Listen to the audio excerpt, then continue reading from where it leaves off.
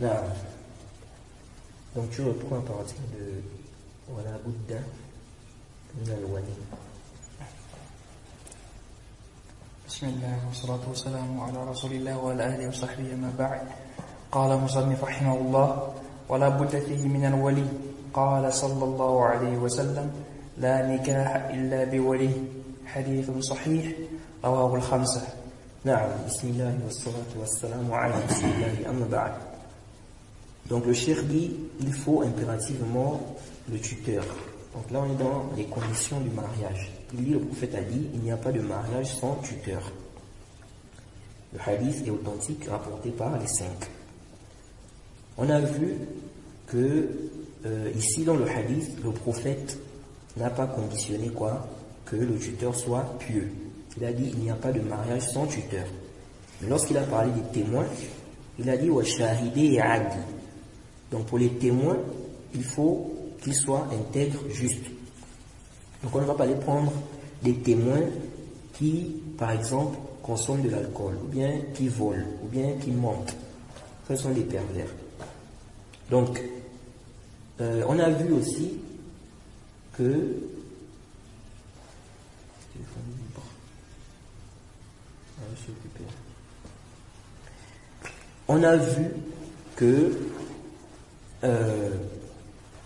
le tuteur, voilà, ce n'est pas une condition qu'il soit quoi?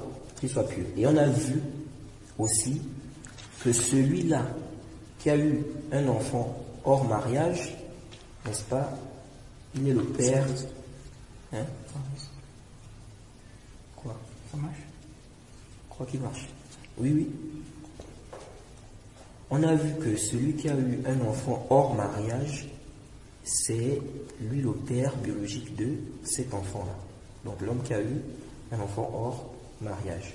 Si la femme avec qui il a eu l'enfant n'était pas mariée, et s'il reconnaît l'enfant, ce qui est sahih. Donc, parmi les conditions du tuteur, il faut qu'il soit musulman. Il faut qu'il soit musulman. Donc, le tuteur ne doit pas du tout être un mécréant. Et ça, c'est par consensus des savants. Ibn Qudama et bien d'autres ont mentionné ce consensus-là. Donc, ça veut dire quoi? Ça veut dire que si la sœur est convertie, ça arrive souvent dans le cas des convertis. La sœur est convertie et tous les parents sont des mécréants. Tous ses parents sont des mécréants. Ici, là, qui sera son tuteur? À la base, c'est le gouverneur ou le juge. Mais, s'il n'y a pas la possibilité, comme dans les pays de mécréance là, on dit quoi? Un imam d'un markaz. C'est lui qui va être son tuteur. Ou sinon, un musulman. Un musulman. Donc ça, c'est le cas où tous ses parents sont mécréants. Donc le père, les oncles, les frères, tout ce monde-là. Tout le monde est mécréant.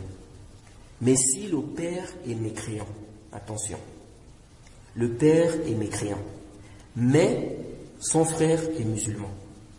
Ça arrive souvent dans les familles. La sœur, on va dire, la fille est rentrée dans l'islam, elle s'est convertie, son frère aussi s'est converti. Donc les deux sont musulmans. Mais toute la famille est mécréante. Il y a des gens qui laissent, comme le père est mécréant, ils vont prendre quoi? Un musulman comme ça, ordinaire, en disant que c'est lui le tuteur. Non. Si le père est mécréant, son frère sera son tuteur. Parce que les tuteurs, n'est-ce pas, comme on va voir, le cheikh va nous citer ici, les tuteurs ont quoi? Il y a une chronologie et on n'a pas qu'un seul tuteur. Donc, si le tuteur de base, qui est le père, n'est pas là, on a les autres tuteurs. Donc, on a dit, la condition, c'est qu'il soit musulman. Le tuteur, il doit être musulman. Donc, si le père n'a pas réuni cette condition-là, on regarde parmi ceux qui doivent être tuteurs. Est-ce que, n'est-ce pas, il y a un qui est musulman?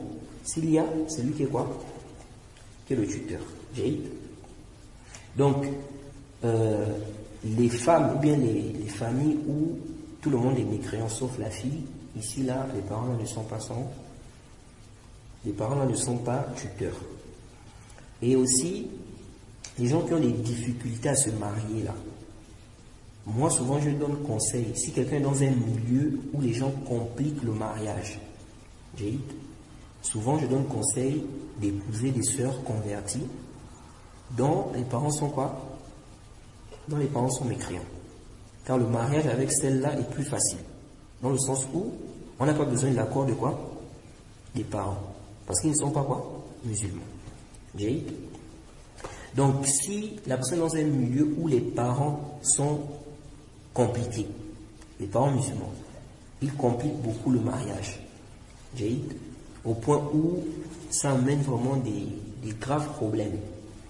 Ici, la personne peut chercher une sœur qui est dans une famille mécréante, n'est-ce pas, ou les non-musulmans, où toute la famille est non-musulmane. Maintenant, il y a des endroits aussi où ça peut causer des problèmes. Tout ça aussi, la personne doit prendre cela en compte. Il y a des endroits, si tu te maries avec une fille sans l'accord des parents, ça peut te faire des problèmes. Même si Sharaï, tu as le droit. Sharaï, tu as le droit. Mais, si tu sais que ça va emmener des graves problèmes, n'est-ce pas? Eh bien, il faut soit éviter, chercher ceux qui ne vont pas t'amener des graves problèmes, ou bien trouver un moyen pour que cela soit facile pour toi. Donc, nous disons, avoir l'accord des non-musulmans, ce n'est pas une condition dans le mariage. Mais si c'est fait, ce n'est pas un problème aussi. C'est-à-dire quoi? C'est-à-dire si quelqu'un est dans un milieu, il sait que s'il a l'accord des parents qui sont non-musulmans là, ça va faciliter quoi? Son mariage, son affaire. Ici, il n'y a pas de mal qu'ils prennent leur accord, qu'ils demandent leur accord. Pas parce qu'ils croient que c'est une condition de quoi? Du mariage. Pas parce qu'ils croient que c'est une condition du mariage. Ça veut dire quoi? Ça veut dire que même s'il va prendre leur accord, il sait que avec ou sans leur accord, le mariage est valide. Mais comme il veut pour l'harmonie, pour qu'il y ait de l'harmonie et tout ça, pour qu'il n'y ait pas des problèmes, donc il va avoir leur accord. Ils ont débattu sur la fille qui n'a pas de wali, que c'est gouverneur. Il y a d'autres qui ont dit c'est le gouverneur qui est son wali, d'autres ont dit on peut prendre soit son oncle. Non, le as c'est le gouverneur. C'est-à-dire celle qui n'a pas de wali, parce que le prophète a dit Fasultan wali man la wali yala. Celle qui n'a pas de wali, c'est le gouverneur qui est son wali. Ça c'est le as. Maintenant, le problème c'est si on est dans un pays où il n'y a pas. Par exemple, c'est un mécréant qui est gouverneur. On a dit que le mécréant n'est pas tuteur et musulman. Comme dans beaucoup de pays là, le gouverneur est mécréant. Ou bien même, il peut être musulman, mais il ne s'occupe pas de ces choses-là. Lui, il ne règle pas ça. Il n'est pas là-dedans. Il n'a pas aussi délégué quelqu'un qui s'occupe de ça. Ok? Bon, toutes les femmes qui n'ont pas de tuteur là, elles font quoi? Elles ne vont pas se marier. Si on dit que non, impérativement, il faut l'accord du gouverneur, mais le gouverneur, lui, il n'est pas dans vos histoires là. Il ne règle pas ça. Il ne s'occupe pas de ça. Il dit, moi, je ne suis pas là-dedans. On fait comment? Elle va rester comme ça, sans se marier? Non. Donc, des savants dit, dans des cas comme ça, ici, on va prendre l'imam de Markaz, celui qui va être tuteur, ou bien un musulman. Il va être tuteur. Parce que le mariage, c'est un besoin. Les gens ont besoin de se marier. On ne peut pas bloquer le mariage des milliers de gens, parce qu'on est dans une époque où les gouverneurs ne s'occupent pas de ces choses-là, ils s'en foutent. Ils ne s'occupent pas de ça. Donc, on doit prendre cela en compte. Donc, on a dit premièrement, il faut qu'il soit musulman. Deuxièmement, il doit être pubère. Il doit être pubère. Ça veut dire quoi? Ça veut dire qu'on ne va pas aller prendre un enfant de, je ne sais pas, 6 ans, 5 ans, tu dis c'est mon tuteur. Je me marie, il dit il est d'accord. L'enfant ne connaît rien. Donc il peut dire oui, il peut dire non, il ne sait pas ce qu'il... Il ne connaît pas ces choses-là. Donc on dit, deuxièmement, il doit être quoi? Pubère. Et ça doit être un homme. Le tuteur doit être un homme. Il y a des gens qui pensent que l'homme aussi a besoin d'un tuteur. Non. Donc ils vont être bloqués pour le mariage en disant que non, il faut que mon père donne l'accord. C'est vrai que c'est une bonne chose que le papa donne son accord. Ça permet, n'est-ce pas, d'éviter des tensions, des problèmes. Il faut qu'il y ait de l'harmonie et tout. Mais si on veut parler de validité du mariage, l'accord du père de l'homme, ce n'est pas une condition dans le mariage. Donc lorsqu'on parle de tuteur ici, il s'agit du tuteur de la femme. Donc ça veut dire quoi? Ça veut dire qu'un homme peut se marier, son mariage est valide, même sans l'accord de son père. De même aussi, la mère. Il y a des gens qui pensent aussi qu'il faut l'accord de la mère, dans le sens où, si on ne donne pas, si la mère ne donne pas son accord, le mariage n'est pas valide. Ça aussi c'est faux. Oui, si la maman donne son accord, c'est bien.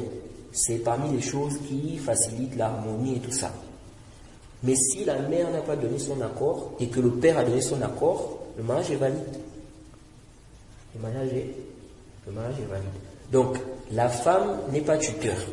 Déjà, elle-même, elle ne peut pas se marier d'elle-même, se faire marier. Donc, être son propre tuteur. Et donc, a fortiori, elle ne peut pas être tuteur. N'est-ce pas?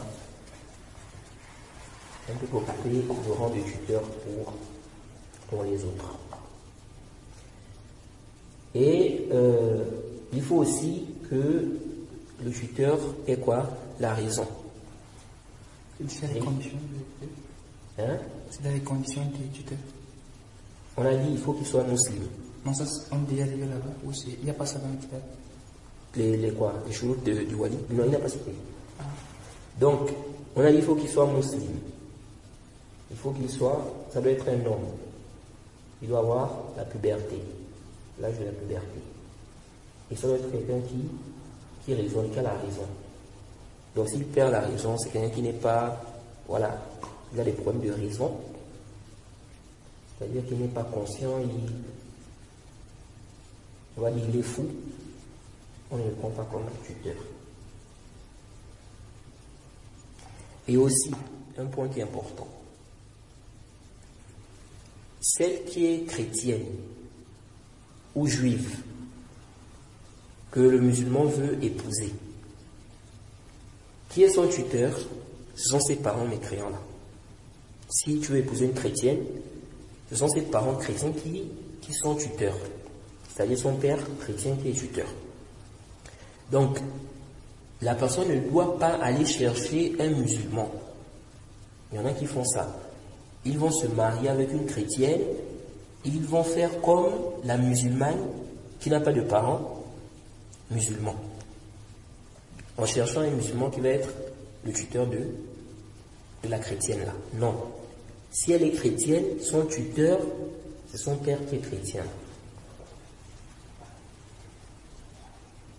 Mais, si elle se convertit et que tous ses parents sont mécréants, à ce moment-là, on dit ses parents ne peuvent pas être tuteurs. Non. Ensuite, le cheikh a dit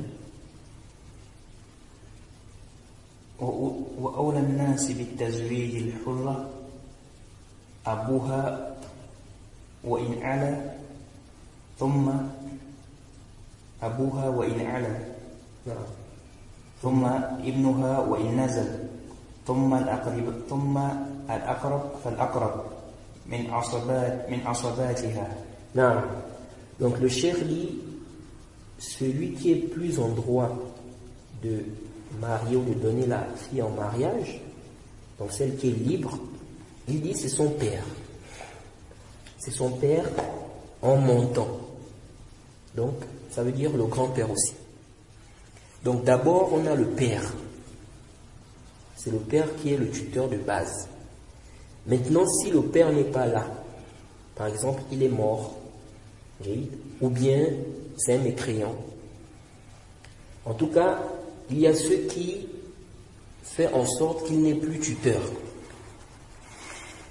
Ou bien il a disparu. Le cheikh va nous parler aussi du cas où le tuteur a disparu. Et on va détailler cela plus tard. Mais bref, ici, ce qu'il faut comprendre, c'est que le tuteur de base, c'est le père. Maintenant, si, ou bien en absence du père, donc, si le père, par exemple, est mort, ok, on regarde le grand-père. Donc, on va prendre en montant le grand-père, l'arrière-grand-père, s'il est vivant. Ensuite, le cheikh a dit, donc, il a dit le père en montant, donc en montant, c'est-à-dire le grand-père, l'arrière-grand-père. Il dit puis son fils. Donc, si le papa n'est pas là, ok, donc, par exemple, il est mort. Ici, qui va être le tuteur? Le fils de la fille là. Donc, si elle a un fils, si elle a un fils en descendant, donc c'est descendant. Ça veut dire quoi? Ça veut dire que le fils de son fils en descendant. Donc, une femme, par exemple, qui a un fils, son père est mort. Qui est son tuteur ici?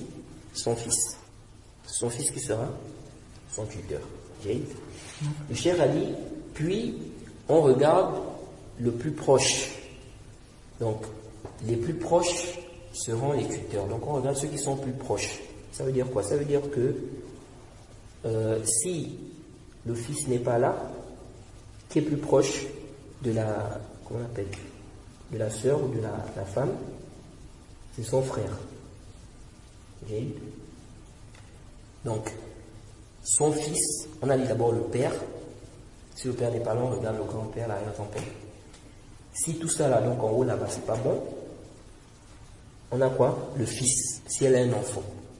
Si elle n'a pas d'enfant, ici là, qui est plus proche d'elle, c'est son frère. Mais quel frère? Le frère germain. Le frère germain, c'est-à-dire le frère du même père et même mère. Et après, c'est le frère consanguin. Le frère consanguin. Est-ce que tu notes ça? Le frère germain. Après le frère germain, c'est le frère consanguin. Ça veut dire quoi? Ça veut dire que une sœur dont les parents, on va dire le père n'est plus là, mais ses frères sont là. Mais dans ces frères-là, elle a des frères, ou bien elle a un frère, c'est son frère de même père et de même mère. Et puis elle a un autre où elle est juste même père avec lui. Qui est son tuteur ici? Le frère de même père, même mère, donc le frère germain. Si aussi il est inexistant, il n'est pas là. Consanguin, c'est bon arabe. Consanguin, on dit al-akh li-ab. En arabe, on dit al-akh li-ab. Le frère consanguin. Et al-akh shaqiq, ça c'est le frère germain. Maintenant, al-akh li-um, c'est le frère littéral. Donc, si elle n'a pas de fils, donc pas de père, pas de fils, il n'y a pas de grand-père et tout ça, on dit c'est son frère germain. Si elle n'a pas, son frère consanguin. Si elle n'a pas, l'enfant de son frère germain. Donc si son frère germain a laissé un enfant, c'est lui qui sera son tuteur. Si elle n'a pas, l'enfant de son frère consanguin.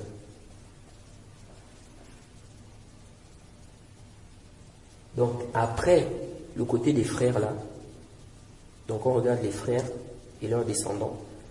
Après ce côté-là, on a maintenant les oncles. Donc, les oncles là, en Afrique, beaucoup de familles mettent l'oncle devant les frères. Parce que l'oncle, en fait, dans beaucoup de sociétés, comme si c'était quelqu'un qui remplaçait le père.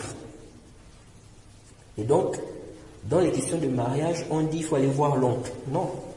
Alors que les frères sont là. Les frères sont plus proches. Les frères sont plus proches de la fille que les oncles. Parce que l'oncle, en réalité, l'oncle c'est quoi? C'est le frère du père. Donc elle est liée à cet homme-là, car c'est le frère de son père. Alors que le frère, ils sont liés car c'est quoi? C'est leur père. C'est leur père directement. C'est-à-dire que ils sont nés du même père. Donc le frère est plus proche que l'oncle. Donc on regarde les frères d'abord et non les oncles. Donc les oncles, c'est après. Maintenant les oncles là. On a les oncles, je ne sais pas si on dit oncle germain. En tout cas, on a les oncles. C'est-à-dire c'est le frère de son père, même mère. C'est le frère de son père, même mère. Et on a aussi l'oncle, il est juste même père avec son père. Donc, ici, là, on prend d'abord celui qui est même père, même mère. Okay. Ensuite, on prend celui qui est même père, celui. C'est bon? Après l'enfant du fils de la mère. Après le fils du frère à la maman. Après ça, c'est quoi? Après les fils du frère. Non, on n'a pas dit les fils du frère de la maman. Après le fils du frère à la mère. Comment le frère à la mère? On a parlé du fils, on a parlé du frère qui est quoi? Même père, même mère. Donc le frère germain. Et on a parlé du frère qui est consanguin.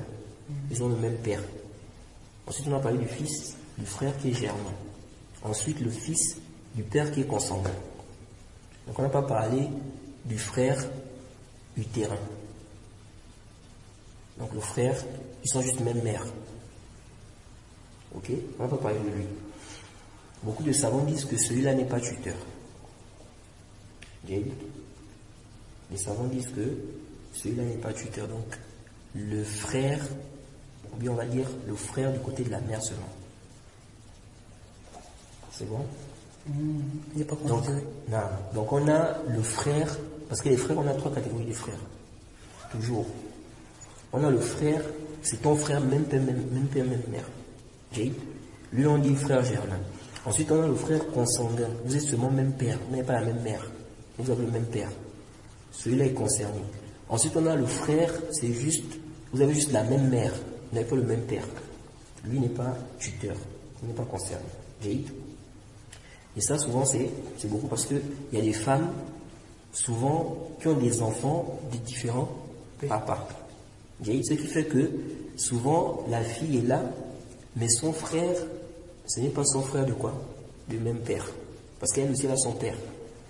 C'est son frère parce qu'ils ont la même mère.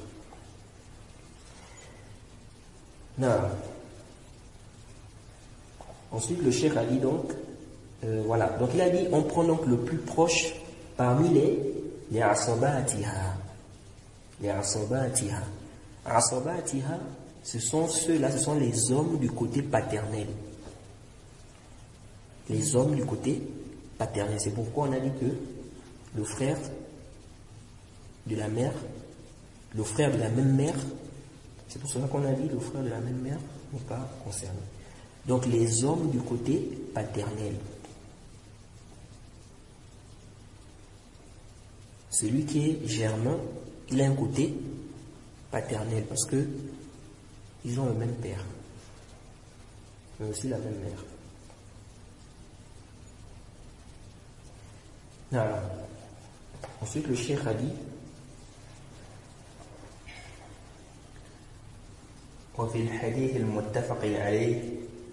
maintenant, il y a aussi une mas'ala ici.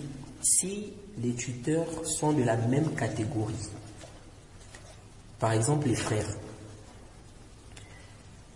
on a le frère germain et le frère par exemple consanguin. Ils sont de la même catégorie. Ce sont des frères, tous ce sont des frères. Ici là, on dit, il faut quoi?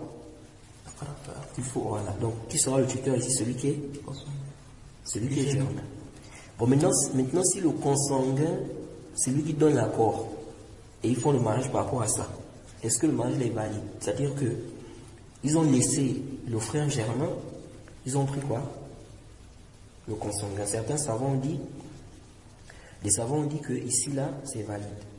Le mariage est valide parce qu'ils sont de la même catégorie. Mais ils ont délaissé ce qui était mieux. Non.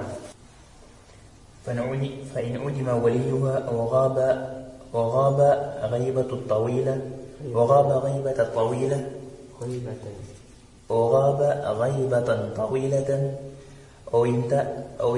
أو امتنع من تزويجها كفءا زوجها الحاكم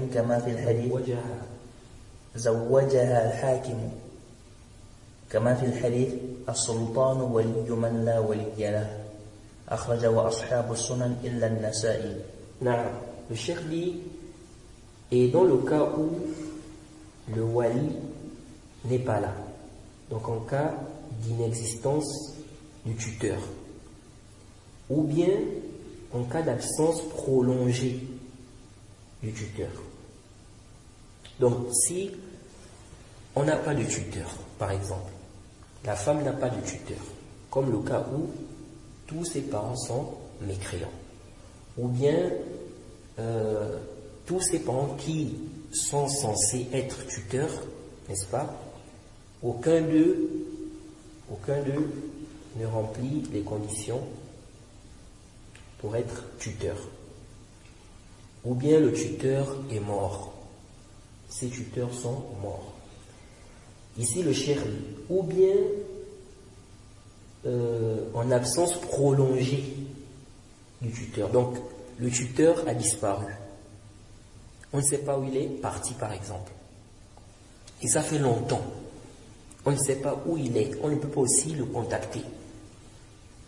Et ça arrive parfois, les gens, le papa va délaisser la famille et on ne sait pas où il est.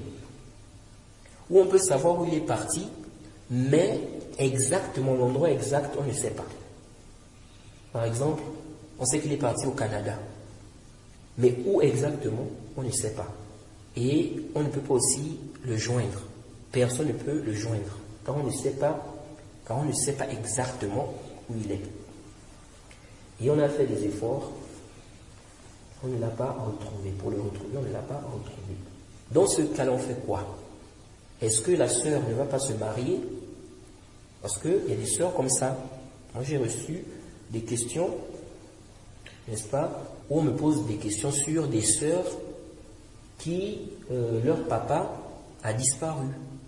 Le papa a disparu, on ne sait pas où il est.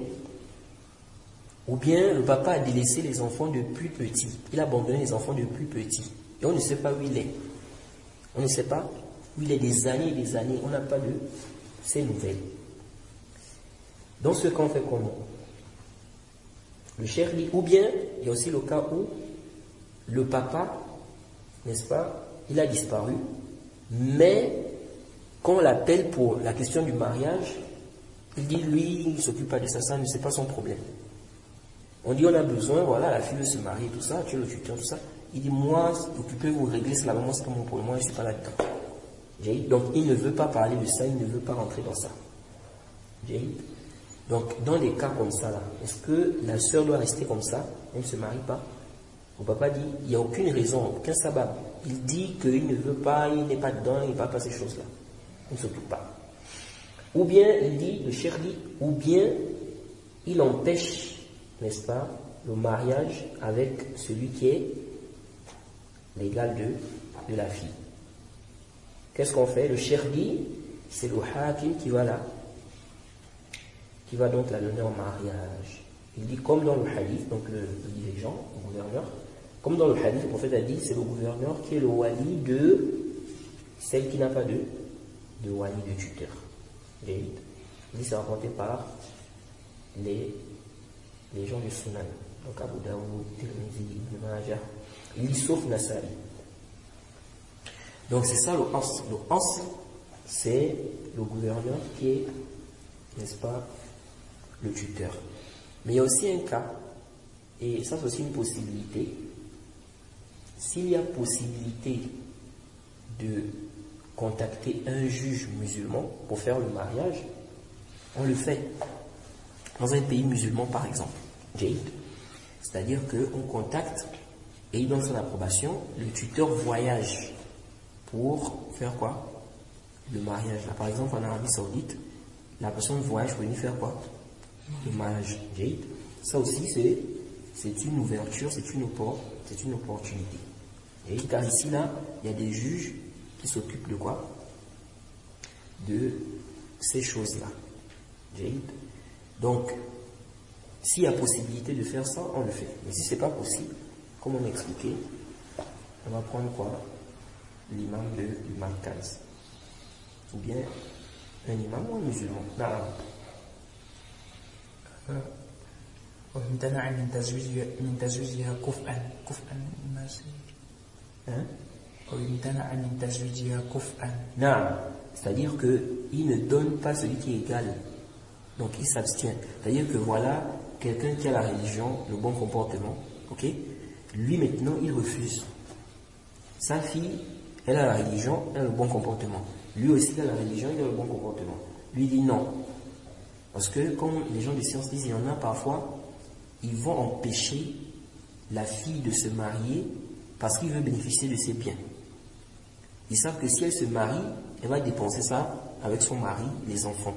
Donc, ils refusent que la fille se marie. Donc, celui qui a la religion, qui a le comportement, il vient, il dit non. L'autre vient, il dit non. Donc, il se dit, j'ai élevé cette fille-là pendant des années, je l'ai mis à l'école, tout. Maintenant, toi, tu viens, elle travaille déjà, tu veux l'épouser. Donc, il refuse comme ça. Ça, là, on dit, c'est pas un truc qui est quoi? Sharaï. C'est pas une raison qui est sharaï. À ce moment-là, on le laisse, on prend un autre tuteur. Donc, s'il y a le grand-père, on prend le grand-père. Si elle a un fils, on prend le fils. Si elle n'a pas, on regarde les frères. Et s'il n'y a personne aussi, eh bien, c'est le gouverneur ou le juge qui va être son tuteur, ou bien, comme on a expliqué, un imam. Et quiconque fait scission d'avec le messager, après que le droit chemin lui est apparu, et suit un sentier autre que celui des croyants, alors nous le laisserons comme il s'est détourné, et le brûlerons dans l'enfer. Et quelle mauvaise destination!